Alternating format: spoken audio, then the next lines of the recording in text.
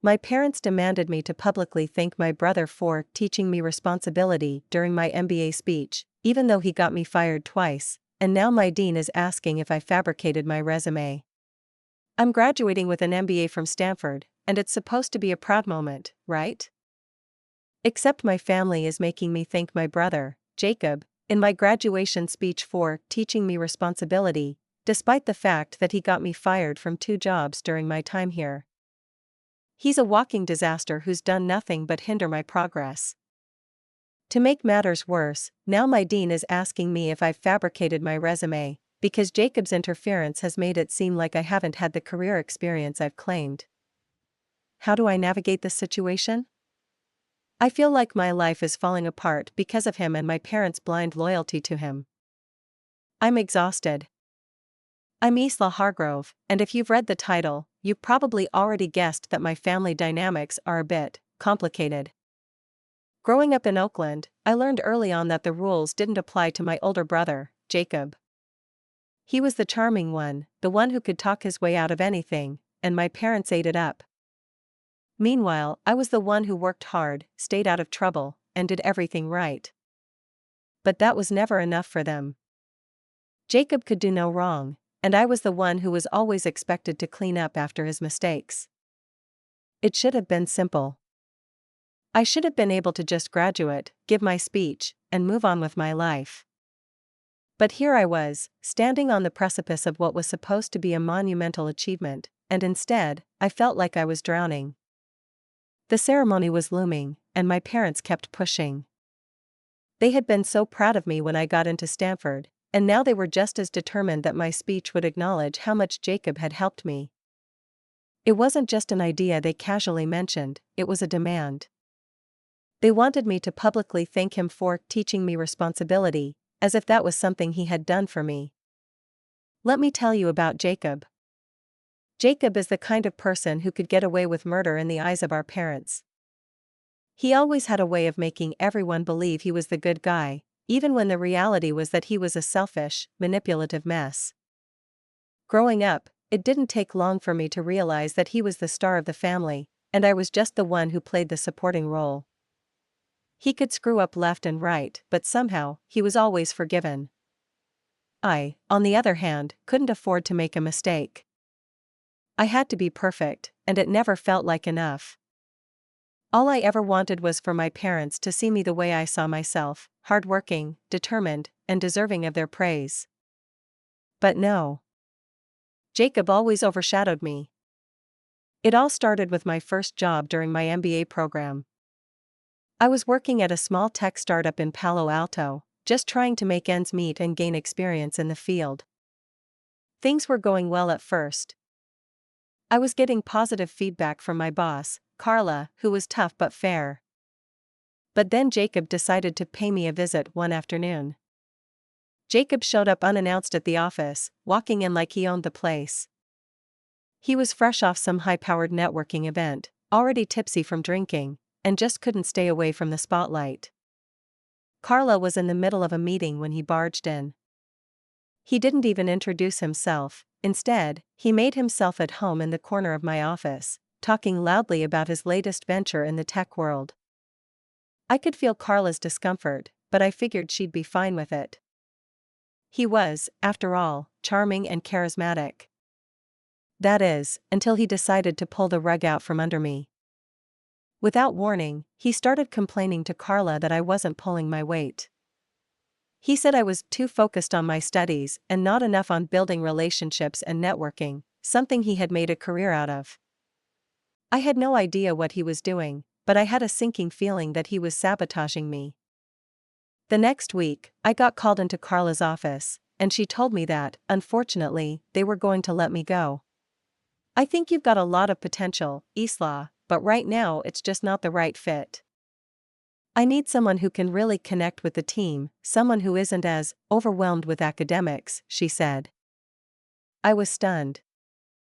I had been performing well, but Jacob had made it seem like I wasn't fun enough to work with. I couldn't confront Jacob about it right away. It didn't matter anyway. He'd just tell me I was being too sensitive. But when I did ask him why, he said, "It's your own fault, Isla. You weren't serious enough about this. You were always so focused on your studies, but life isn't just about grades, you know?" That was my first wake-up call. But it wasn't my last. The second time Jacob got me fired, it was a bit more deliberate, and this time, I couldn't ignore it. By now, I had gotten a prestigious internship at a top venture capital firm. I was ecstatic. This was the kind of opportunity that could lead to my dream job after graduation. But Jacob, ever the wrecking ball, couldn't let me have anything without inserting himself into it. One evening, I was working late at the office, typing away at a report for one of the partners. Jacob showed up again, this time uninvited, with a few of his buddies in tow. They were all tipsy, laughing too loudly, and making a scene in the office. I asked him to leave, but he refused.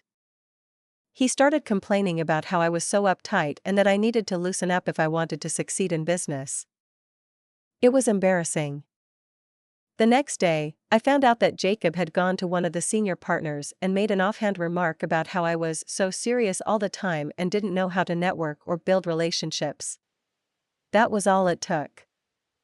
The next day, I was called into HR and told that my internship was being terminated due to my lack of social engagement. Once again, Jacob had gotten involved, and once again, my career had been derailed. When I confronted him, he was infuriatingly nonchalant. "You were too focused on your report. You needed to make connections, Isla. That's how the world works. Maybe you should listen to me more often." As graduation day approached, my parents started making their demands. They wanted me to thank Jacob during my speech. They didn't care how I felt about it, and they certainly didn't care that he had sabotaged my professional life twice. All they saw was their golden boy who taught me responsibility. I knew the speech would be awkward. I tried to change the subject when they brought it up, but they wouldn't let it go. It wasn't enough that I had worked hard, gotten good grades, and pushed through the challenges. No, Jacob had to be the hero of the day. On the day of the ceremony, I stood in front of hundreds of people, my parents' eyes burning into the back of my head. I could feel the weight of their expectations on me. They wanted me to thank Jacob for teaching me responsibility, and I had to give them what they wanted. At least, that's what they thought. I stood at the podium, gripping the microphone a little too tightly, trying not to shake. The crowd was silent, waiting for me to begin. My heart was racing. My mind was swirling. "I'd like to thank my family," I began, trying to keep my voice steady. "And my brother, Jacob, for teaching me responsibility, even though we've had our differences." My words felt hollow. The whole thing felt like a farce. I could see my parents smiling proudly in the front row, but Jacob's face was unreadable. He wasn't happy with what I'd said, but I didn't care. I'd said what I needed to say. The fallout came a few weeks later. My dean called me into his office. He looked serious, his usual jovial demeanor gone. "Isla, we've had some concerns about your resume," he said, his voice calm but firm. "Specifically, some of the companies you've listed have no record of you ever working there." I froze. My heart sank. Jacob's sabotage had made it look like I hadn't gained the work experience I had claimed. This was bad. Really bad. I sat there in the dean's office, trying to process what he was saying. My mind was racing, and I couldn't stop the panic from setting in. I had worked so hard to make my resume stand out, to ensure that every experience I listed was legitimate. And now, here I was, about to have everything fall apart because of Jacob's interference. "Dean Sullivan," I said, my voice trembling, "I can explain, those jobs are legitimate. I worked there. I promise you." He raised an eyebrow, clearly skeptical. "I'm sure you believe that, Isla. But the records we've cross-referenced show no evidence of your employment at either company. This is a serious issue, and I need to know if you fabricated any part of your resume. If you didn't, we'll investigate further."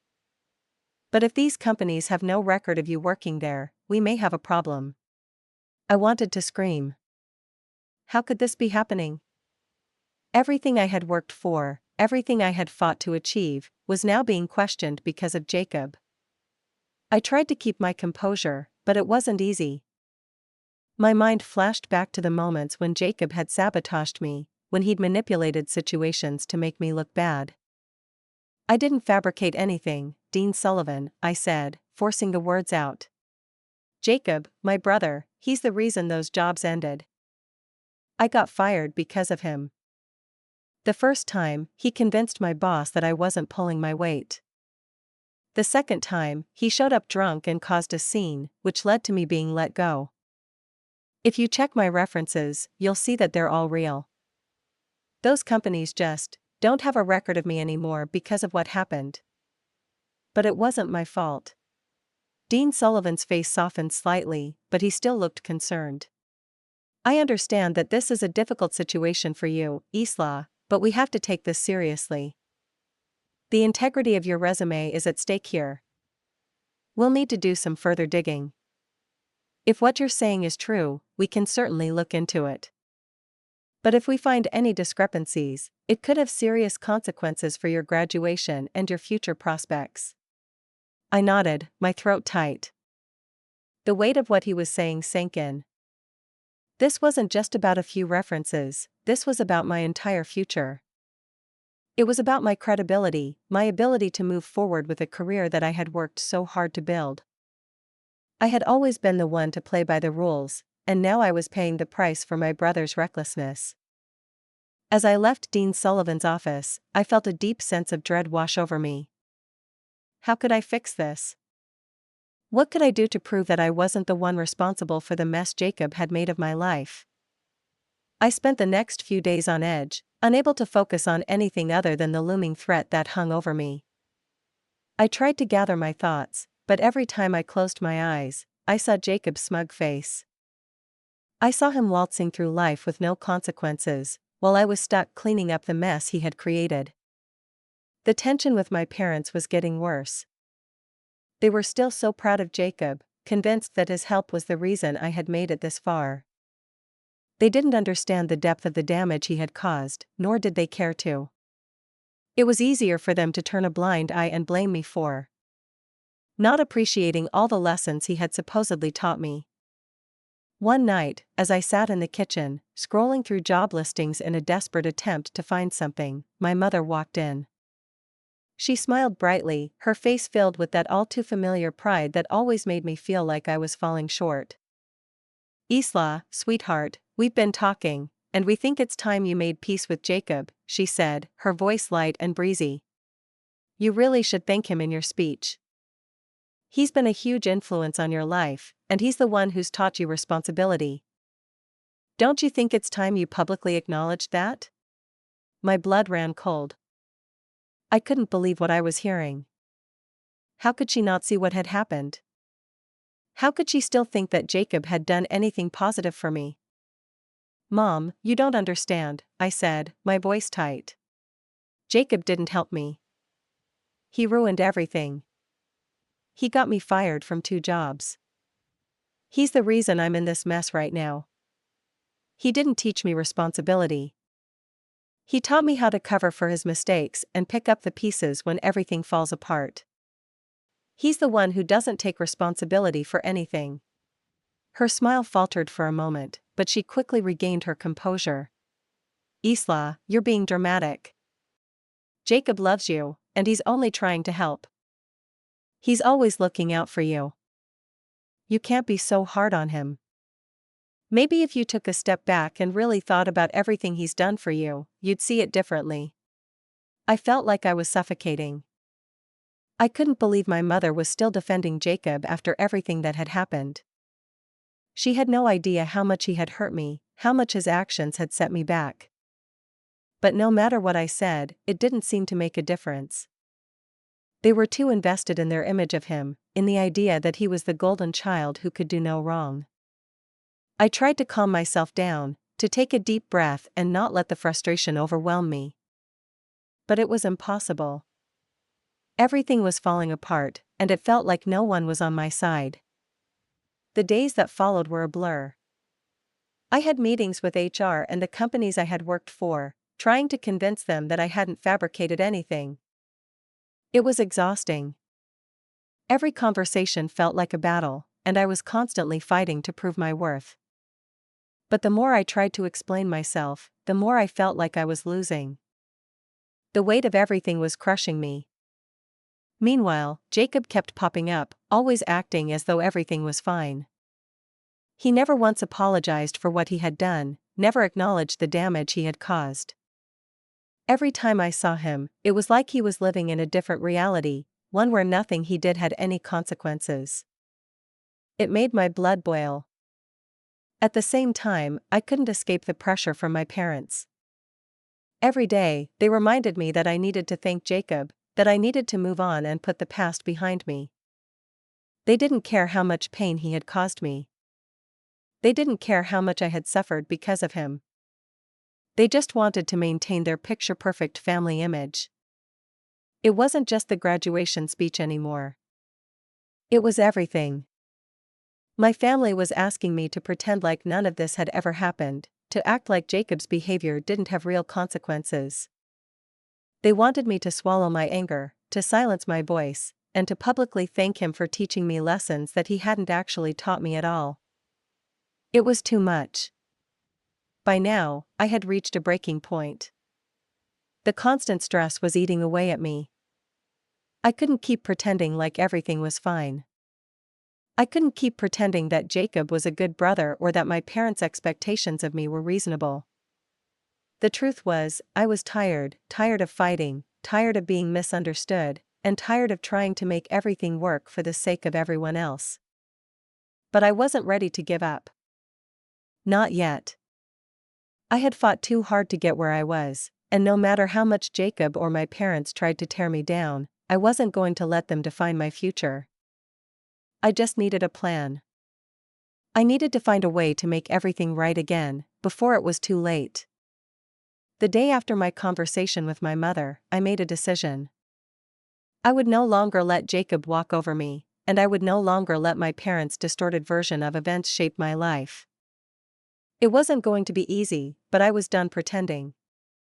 The more I thought about it, the more I realized I needed to expose the truth, not just to my parents but to the people who mattered in my life, and especially the people at Stanford who had the power to validate my achievements. I contacted my old boss at the tech startup where Jacob had first sabotaged me, Carla. I explained the situation in a calm, collected email, detailing how Jacob had manipulated the circumstances, and I asked her if she would be willing to verify what had really happened.